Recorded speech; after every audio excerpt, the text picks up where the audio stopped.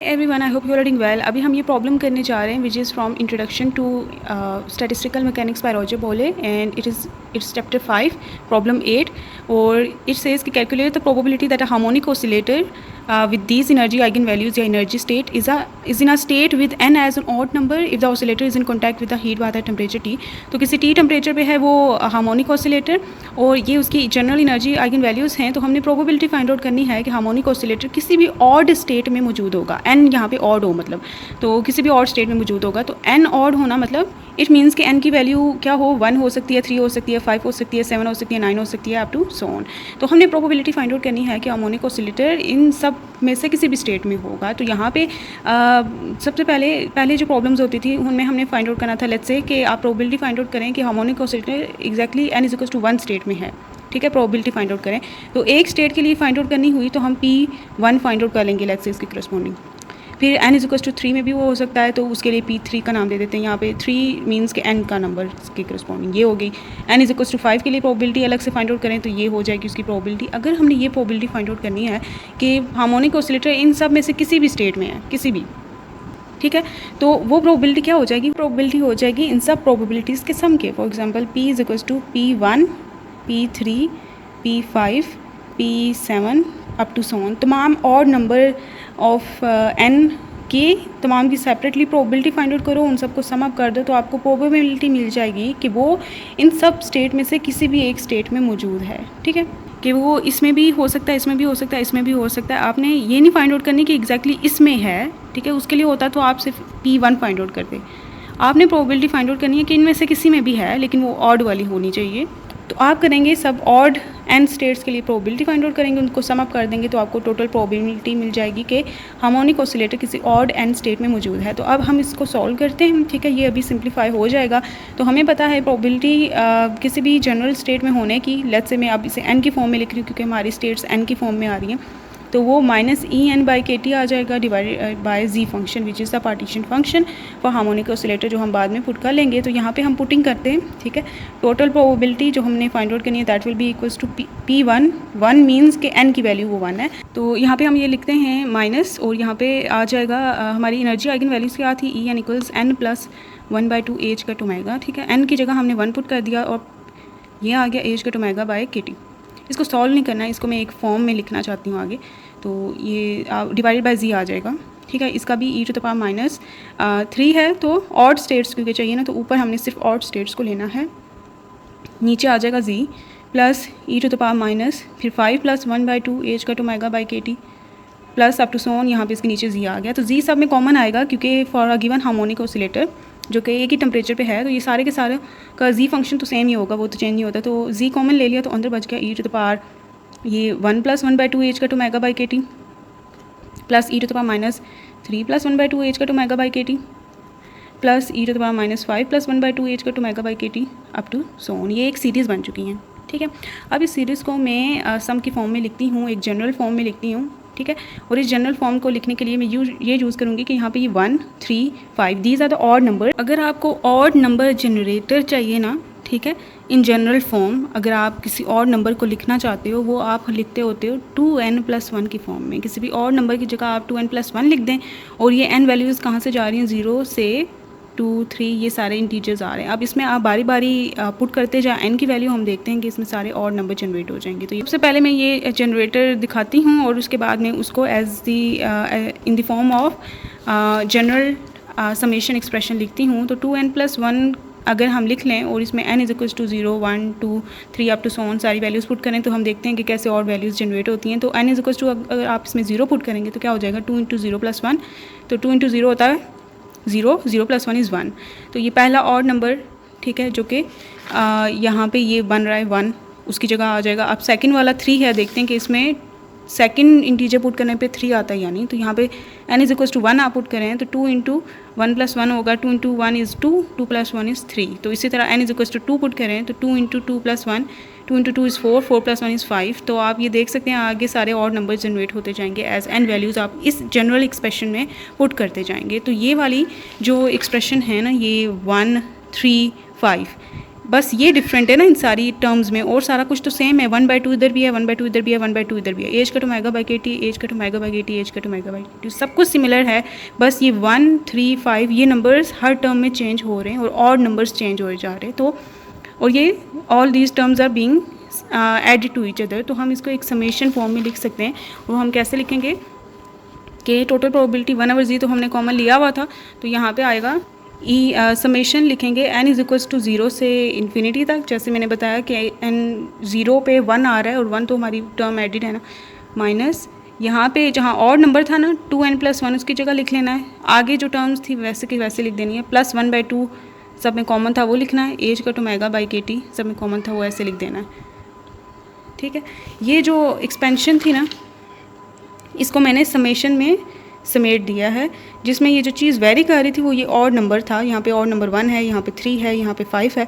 तो इस odd number की जगह मैंने एक जनरल 2n+1 रिप्लेस कर दिया है और सीरीज़ उसकी बना दी है from n is equals to 0 to infinity के। अब आप इसको अगर एक्सपेंड करेंगे ना आपको यही मिल जाएगी चीज़। ठीक है, तो ये मैंने इस फॉर्म में लिख दिया है। सीरीज़ में लिखने का मकसद है ताकि मैं इसका समेशन फाइंड आउट करके पुटिंग करके वैल्यू निकाल सकूँ।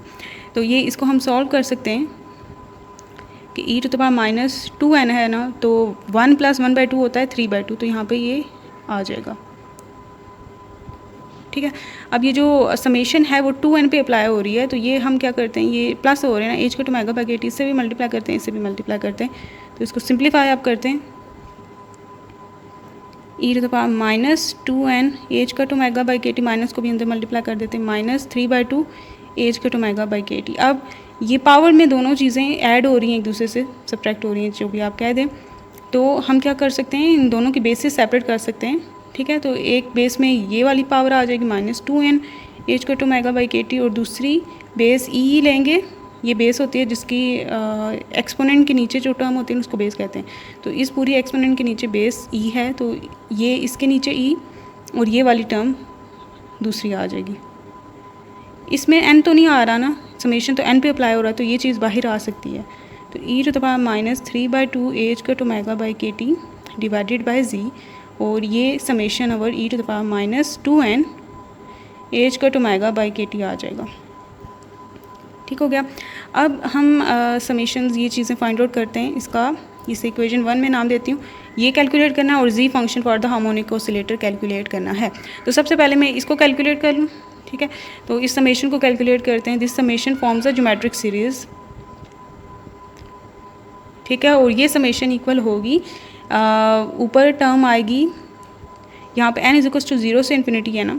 ठीक है, तो सबसे पहली टर्म इसकी 0 है। ठीक है, तो ऊपर टर्म एक्सपोनेंट आप लिखते हो और उसके ऊपर -2n की सबसे पहली वैल्यू जो है ना वो पुट करते हो, जो कि यहाँ पे 0 है, यहाँ पे 0 पुट करेंगे, as cut omega by k T. फिर आता है बाय फार्मूला 1, फिर बाय फार्मूला माइनस, फिर एक्सपोनेंट, और n इज इक्वल्स टू 0 के बाद की जो वैल्यू है n की वो वाली पुट करते हो इस एक्सपोनेंशियल वाले में। तो -2n 0 के बाद n की क्या वैल्यू आती है 1। ठीक है, n यहाँ पे आप 1 पुट करेंगे, as cut omega by k T as it is. ठीक है, तो ये ऊपर e टू द पावर 0 बन जाएगा, 0 सबको ख़त्म कर देगा, ऊपर 1 minus e to the power -2 h cut omega by k T आ जाएगा नीचे। ठीक है, तो ये बन जाएगा 1/1 minus e to the power -2 h cut omega by k T. ठीक हो गया। तो इसको मैं एक और कन्वीनियंट फॉर्म में लिख सकती हूँ, क्योंकि वो आगे कुछ कैंसिल आउट चीज़ें भी होंगी ना। तो इसको मैं ऐसे लिख सकती हूँ कि 1 का square minus e to the power minus h cut omega by k T का स्क्वेयर। ठीक है, तो ये जब स्क्वायर होता है तो ये 2 इससे सीधा मल्टीप्लाई हो जाता है, तो यही टर्म आ जाती है। 1 का स्क्वायर भी तो 1, तो ये बनता है formula a square minus b square का। ये a यहाँ पे 1 है और b यहाँ पे e to the power minus h cut omega by k T है, तो इसको हम लिख सकते हैं as a minus b into a plus b. ठीक है, तो इसको भी हम ऐसे लिखेंगे, a यहाँ पे 1 है, b यहाँ पे क्या है e to the power minus h cut omega by k T है। तो यहाँ पे ये इनकी वैल्यूज़ पुट करके नीचे डिनोमिनेटर में लिखते हैं, तो ये आ जाएगा 1a माइनस बी क्या है e to the power minus h cut omega by k T. या आप आगे इसका फ़ायदा देखेंगे, वो चीज़ें कैंसिल हो जाएंगी। a plus b 1 plus e to the power minus h cut omega by k T. ये हमारे पास इसका आंसर आ चुका है ये। ठीक हो गया। इसे मैं 2 का नाम दे देती हूँ फ़िलहाल, और जी को कैलकुलेट करते हैं, दोनों को भी यहाँ पे पुट कर देंगे। ठीक है, अब मैं जी को कैलकुलेट करने जा रही हूँ। जी है partition function that is equals to i summation over i equals 0 to infinity. ठीक है, e to the power minus E n by k T. अच्छा एन लिखें यहाँ पे, इसको भी एन लिख दें क्योंकि एनर्जी आइगन वैल्यूज तो एन में ही है। तो पार्टीशन फंक्शन होता है इन सब के समेशन के ऊपर। तो यहाँ पे पुट करते हैं ई एन की वैल्यू। यहाँ पे ई एन पे कोई रिस्ट्रिक्शन नहीं है, इसमें सारी वैल्यूज़ आती हैं इवन और सारी। तो यहाँ पे समेशन जो है कुछ इस तरह का हो जाएगा। और अगेन क्या करेंगे हम कि ये जो पावर्स हैं सेपरेट करेंगे, minus h cut omega by k T dot e to the power minus 1/2 h cut omega by k T. ये स्टेप मैंने पहले किया हुआ है तो इसलिए मैं इसे दोबारा डिटेल में नहीं कर रही हूँ। आप इसको इससे मल्टीप्लाई करें, इसको इससे करें, फिर बेसिस सेम पावर्स जो है सेपरेट कर दें। ठीक है, मैंने वो कर दिया। ये चीज़ बाहर आ जाएगी क्योंकि इसमें एन नहीं है, इस पर वो सिर्फ समेशन अप्लाई होगी। तो e to the power minus h cut omega by 2 k T, ये 2 इसके साथ लिख दिया और ये कर दिया। तो यहाँ summation over this E minus h cut omega by k T, इस पर भी वही रूल जो यहाँ पे मैंने अप्लाई किया ना, इसकी समेशन निकालने के लिए वही अप्लाई होगा। तो e to the power minus h cut omega by 2 k T.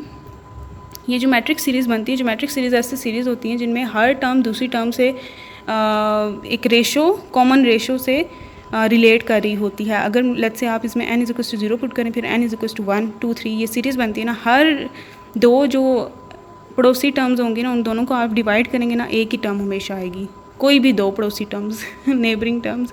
तो यहाँ पे ये इसकी समेशन इक्वल होगी ई टू द पावर n की सबसे पहली वैल्यू जो यहाँ पे 0 ही है, तो यहाँ पे 0 ही आप पुट करेंगे। ठीक है, वो 0 ही बन जाएगी सारी। 1 माइनस बाय फॉर्मूला होता है e to the power n is equals to 0 के बाद दूसरी टर्म क्या आती है n की, वो 1 आती है। तो यहाँ पे भी आप 1 पुट करेंगे और 1 into h cut omega by k T, minus sign पहले से था तो ये बन जाएगा e to the power minus h cut omega by 2 k T divided by ये ई टू द पावर 1 ही होता है, 1 minus e to the power minus h cut omega by k T. ये हमें जी मिल चुका है। और हार्मोनिक ऑसिलेटर के लिए, 1D हार्मोनिक ऑसिलेटर के लिए जिसकी एनर्जी आइगन वैल्यूज़ ये हों, हमेशा आपके पास पार्टीशन फंक्शन यही आएगा। ठीक है, ये कभी चेंज नहीं होता। तो ये मैं बार बार इसे डिराइव कर देती हूँ क्योंकि कुछ स्टूडेंट्स ने दूसरे प्रॉब्लम्स नहीं किए होते जिनमें मैंने ये डिराइव किया था, तो आपको इनकन्वीनियंट ना हो, तो इसलिए आप इसे डायरेक्टली भी कोड करके यूज़ कर सकते हैं या इसको डिराइव भी कर सकते हैं। मुझे 3 का नाम दे देती हूँ और ये है 2, ये है 3, पुट करते हैं 1 में दोनों को। तो P equals e to the power minus 3/2 h cut omega by k T. ठीक है, और आगे था ये समेशन जो कि था इस चीज़ के इक्वल 1 ओवर ये सारी, तो मैं ये लिखने वाली हूँ 1 over 1 minus e to the power minus h cut omega by k T into 1 plus e to the power minus h cut omega by k T. और जी आया है e to the power minus h cut omega by 2 k T, और इसके division में है 1 minus e to the power minus h cut omega by k T. ठीक है, ये और ये यहीं से कैंसिल हो गए। ठीक है, ये ऐसे, या इसको आप ऊपर ले जाएं, बाय का बाय ऊपर चला जाता है तो ऊपर नीचे ये कैंसिल हो जाएंगे। तो P इक्वल्स टू हो जाएगा e to the power h cut omega by k T में इधर रखती हूँ माइनस साइन 3/2, ये वाली चीज़ नीचे है माइनस पावर के साथ ऊपर चली जाएगी पॉजिटिव पावर के साथ, plus H cut omega by 2 k T हो जाएगा ये डॉट, ये आ जाएगा नीचे 1 plus e to the power minus h cut omega by k T. ठीक हो गया, इनकी पावर्स को ऐड करते हैं तो ई टू द पावर मैं H cut omega by k T common ले रही हूँ, अंदर बच जाएगा माइनस 3/2 इसका और प्लस 1/2 इसका। मैंने बेसिस इनकी सेम कर ली और पावर्स ऐड कर दी हैं। ठीक है, तो ये divided by 1 plus e to the power minus h cut omega by k T, और ये e to the power h cut omega by k T और माइनस 3/2 प्लस 1/2 आप यहाँ पे रफ में करें, एलसीएम लें तो 2 आता है, यहाँ पे माइनस 3 प्लस 1 हो जाएगा, minus 3 plus 1 is minus 2 divided by 2, 2 और 2 कैंसिल, तो ये -1 आ जाता है, तो यहाँ भी माइनस आ जाएगा। ठीक हो गया, तो ये नीचे आ रहा है 1 plus e to the power minus h cut omega by k T, इसको नीचे ले जाते हैं आप 1 ओवर, ये हो जाएगा पावर इसकी पॉजिटिव हो जाएगी, ऊपर नेगेटिव थी नीचे आ गई पॉजिटिव हो जाएगा, ये इसमें पॉजिटिविटी आ चुकी है। ये अंदर मल्टीप्लाई करें तो h cut omega by k T आ जाएगा plus e to the power ये h cut omega by k T, powers में आप डायरेक्टली इनकी ऐड कर रही हूँ, बेसिस सेम है।